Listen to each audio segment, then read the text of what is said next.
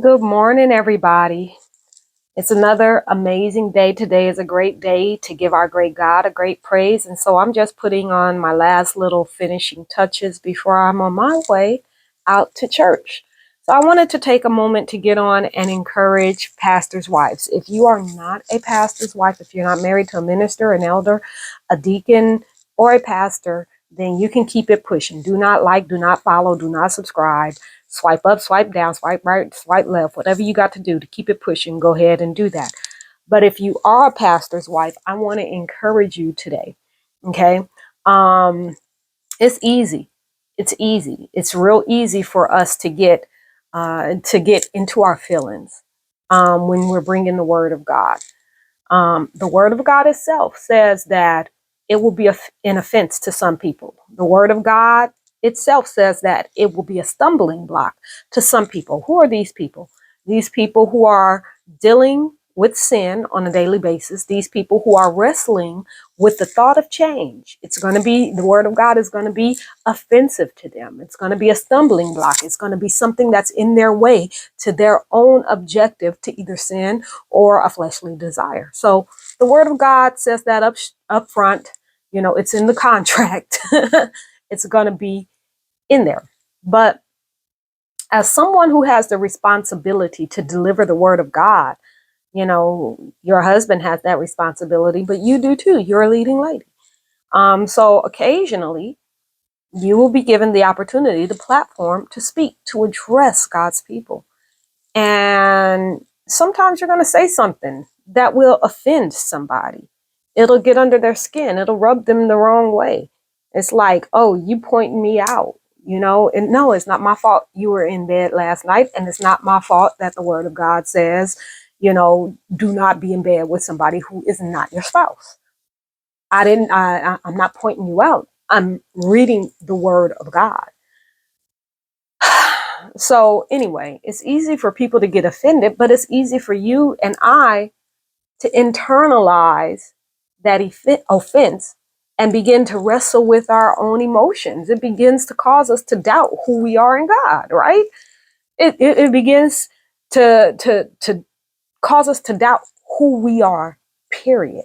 And so it's like, God, did I say that the right way? Did I deliver it the right way? Did I give it the right way? Did I have an attitude when I said it? Was I twisted up? And the answer is more than likely no.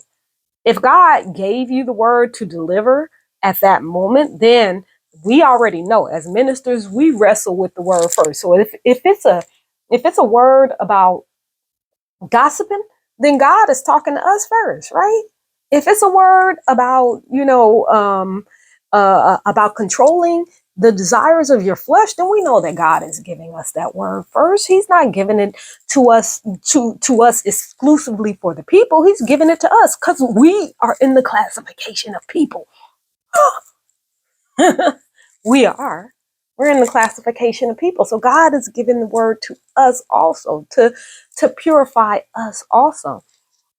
Don't allow when people have to wrestle with God to affect your emotions. You're just the messenger. You're just the messenger. You're not responsible for how people receive the word of God. You're not responsible for how they feel emotionally. As a matter of fact, it's not even your job to make them feel good about the word of God. The word of God is supposed to get up under their skin. The word of God is supposed to make people uncomfortable. The word of God is supposed to make people look at themselves in the mirror and say, maybe there's something that I can do about where I'm at. Maybe there's something I can do about how I'm responding. Maybe there's something that I can do to cause myself to be more in alignment with the word of God so that I can actually have a happy life. The word of God does that all by itself. You are just the messenger. You didn't write the book. So you have to give people the space to deal with their emotions and not internalize that yourself, because it will put you on an emotional roller coaster. It will put you in a place where you cannot open up your mouth, where you are questioning everything. And guess what? God already gave you power. He already gave you authority. He gave it to each of us, but I'm speaking specifically to you. He already gave you power. He already gave you authority. He already gave you the ability to tread upon the head of the serpent and the scorpion. He called you to be victorious. He called you to be a champion. He called you to be an overcomer. He called you to be an achiever and even an overachiever. That's who you are in God. Don't allow people's fight with the word of God to affect your emotional status. You go to church today. You know that you are going there to bless the name of the Lord. You know that when you walk into that house, you're going to walk in with a true and authentic smile because you are attached to God and not attached to people's struggle. Let each individual struggle with God on their own. If they struggle with God, if they strive with God, guess what? They're going to win. They're going to win. What are they going to win? They're going to win themselves a new name. They're going to win themselves a breakthrough. They're going to win themselves a victory. They're going to win over sin. They're going to win over condemnation. They're going to increase in their faith if they struggle with God. Now, some people are going to choose not to struggle. They're going to choose to part ways because it's a little too much for them to handle and they can't handle the truth right now. And that's okay. That's not your fault either. Sis, that is not your fault. Let the word of God marinate. Let God's work have its perfect time. Okay? God works in his own timing, not yours. And so you have to trust that God is going to bring people into your church that truly want to change.